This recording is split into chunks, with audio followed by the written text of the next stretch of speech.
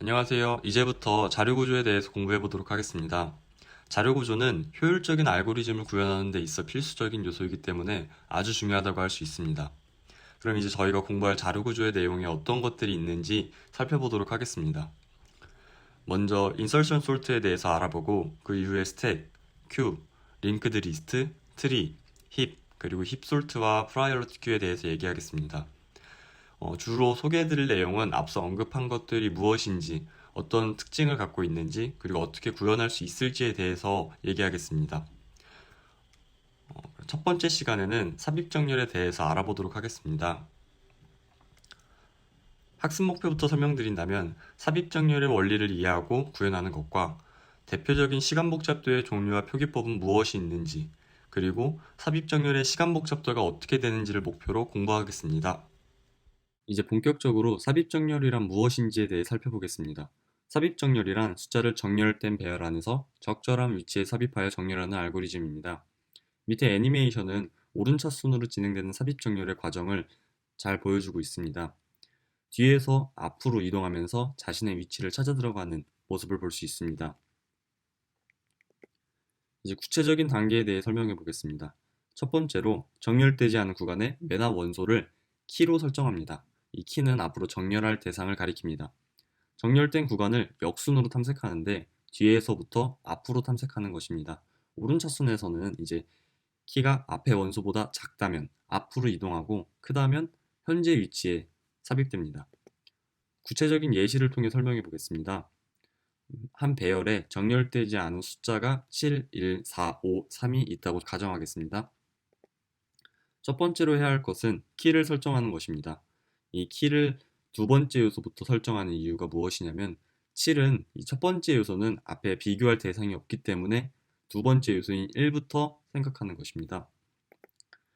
이 키를 앞의 원소와 비교합니다. 그러니까 7이 1보다 더 크기 때문에 1이 7보다 더 작기 때문에 위치를 바꿔줍니다. 그렇다면 1, 7이라는 정렬된 배열을 갖고 올 수 있습니다. 그 이후에 다시 키를 설정하여 앞에 있는 원소와 비교하고 다시 비교해서 자신의 위치를 찾아 들어가게 됩니다. 그렇게 되면 또 1, 4, 7이라는 정렬된 결과를 갖고 올 수 있습니다. 또 다시 키를 설정하고 앞에 요소와 비교하고 다시 비교하여 자신의 위치를 찾아 들어갑니다. 그리고 마지막으로도 다시 비교하고 비교하고 비교해서 마지막으로 1과 4와 비교했는데 1보다는 크고 4보다는 작기 때문에 1, 3, 4, 5, 7이라는 결과를 갖고 올 수 있습니다. 이제 수도 코드를 통해서 삽입 정렬이 어떻게 이루어지는지, 삽입 정렬의 코드가 어떻게 작성되는지 살펴보도록 하겠습니다. 아까 저희가 본 것 같이 2부터 마지막 요소까지 진행하게 됩니다. 첫 번째로 했던 것은 키를 설정해 주는 것이었는데요. 그 키를 설정해 주고 바로 앞에 있는 요소를 비교할 대상으로 지정해 주게 됩니다. 이 루프본에서 볼 수 있는 조건문은 앞에서 이제 비교할 대상이 남아 있고 키가 앞에 있는 요소보다 더 작다면 이 조건문은 1로 바뀌기 때문에 이 루프가 실행되기 시작합니다. 그래서 AJ 플러스 1은 AJ, 그 다음에 J는 J-1이 진행되게 되는데 이 부분이 바로 이 부분입니다. 7이 1과 자리가 바뀌어 들어가고 이제 1이 앞으로 이동하게 되는 그런 결과를 갖고 오게 됩니다. 그리고 만약에 저희가 이제 앞에 비교할 대상이 없거나 키가 앞에 있는 요소보다 크다고 하면은 이 루프문은 깨지고 J 플러스 1은 키라는 부분으로 들어가게 됩니다. 이 부분이 바로 1이 자신의 위치를 찾아 들어가는 부분입니다. 이렇게 해서 저희는 1, 7이라는 정렬된 결과를 갖고 올 수 있습니다. 이 부분을 이제 마지막 요소까지 반복하면서 포문이 들어가기 때문에 그렇게 끝나고 나면은 모든 정렬된 결과를 갖고 올 수 있습니다. 이제 코드를 직접 작성해보고 실행시켜 보겠습니다. 먼저 메인문에서 배열 리스트가 선언되어 있고 정렬되지 않은 숫자들이 저장되어 있습니다. 그리고 이 첫 번째 요소의 크기로 전체 배열의 크기를 나눠주게 된다면 몇 개의 요소가 들어있는지 알 수 있습니다. 그리고 이 포문을 통해서 정렬되기 전과 후의 상태를 출력해 줄 것입니다. 이제 정렬을 직접적으로 담당하는 함수를 작성해 보겠습니다.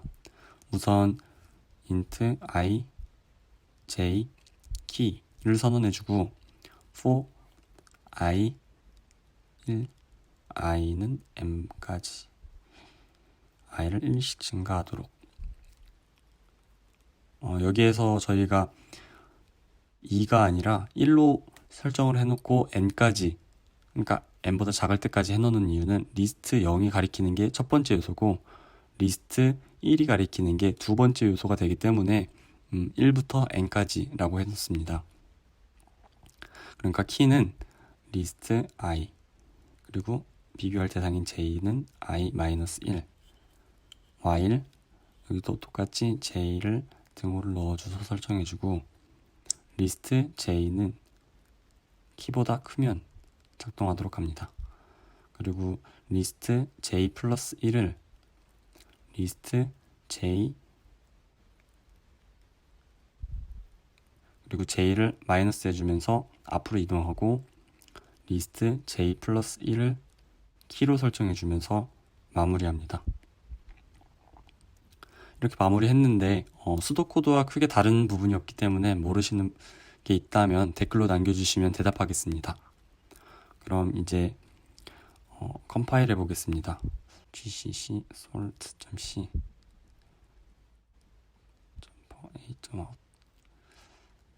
이렇게 정렬된 결과를 저희가 얻을 수 있습니다.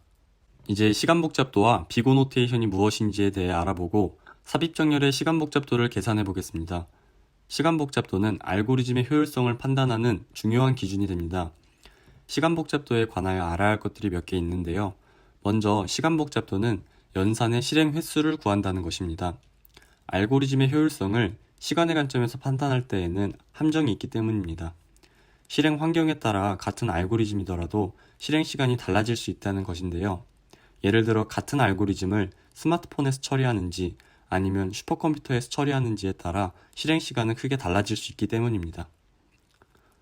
따라서 시간 복잡도를 구할 때는 실행 시간이 아닌 알고리즘이 포함하고 있는 연산의 실행 횟수를 구해야 한다는 것입니다.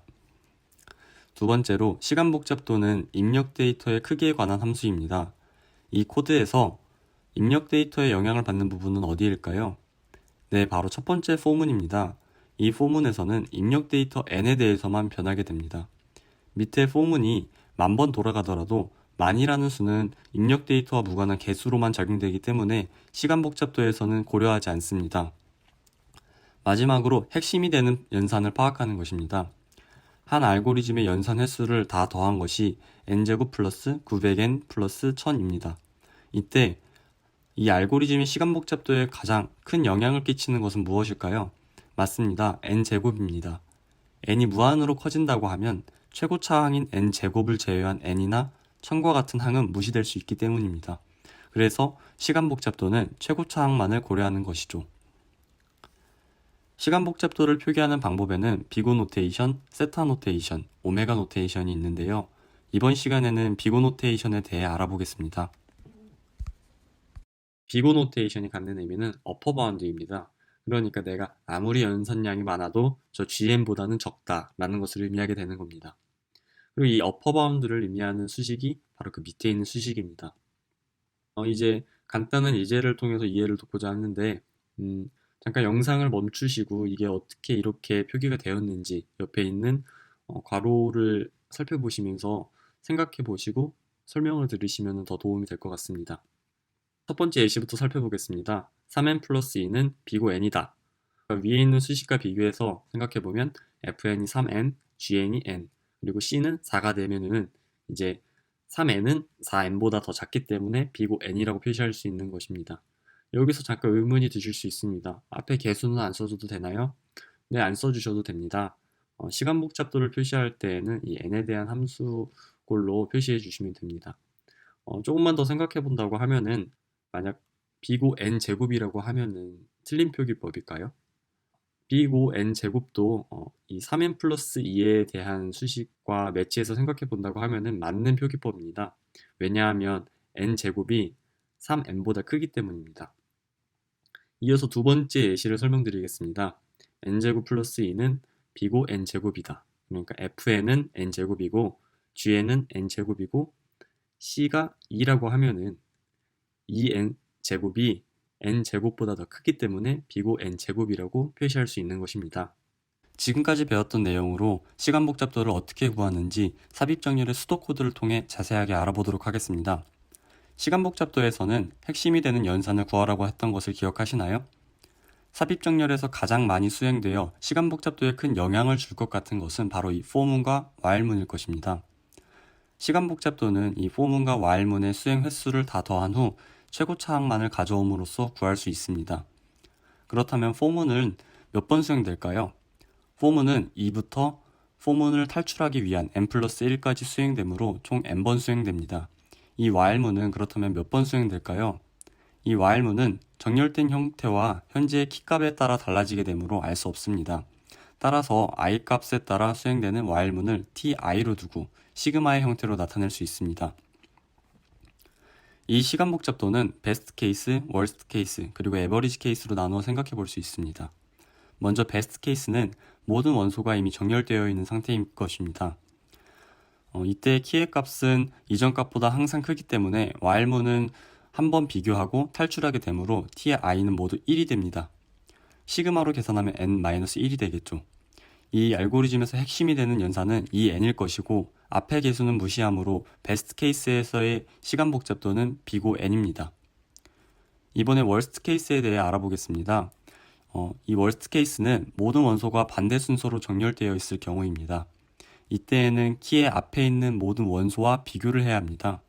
따라서 i는 2일 때 while문은 2번, i가 3일 때 while문은 3번, 이런 식으로 ti는 i가 됩니다. tn을 다 계산하면 결과는 2분의 n제곱 마이너스 2분의 n이고 비고로 표기하면 비고 n제곱입니다. 에버리지 케이스는 어느 한쪽으로 정렬되어 있는 상황이 아닐 때라고 말할 수 있겠습니다. 그리고 이 경우 월스트 케이스에서의 계산 과정을 살펴보신다면 쉽게 알 수 있는 부분이기 때문에 생략하겠는데요. 에버리지 케이스 또한 비고 n제곱의 시간 복잡도를 갖습니다. 결론 지으면은 삽입 정렬은 키를 설정해 준 이후에 정렬된 구간을 역순으로 탐색하며 자신의 자리를 찾아갑니다. 그리고 그 과정은 월스트 케이스를 적용하여서 비고 n 제곱으로 나타낼 수 있습니다. 이렇게 동영상을 마무리하라고 합니다. 들어주셔서 감사합니다.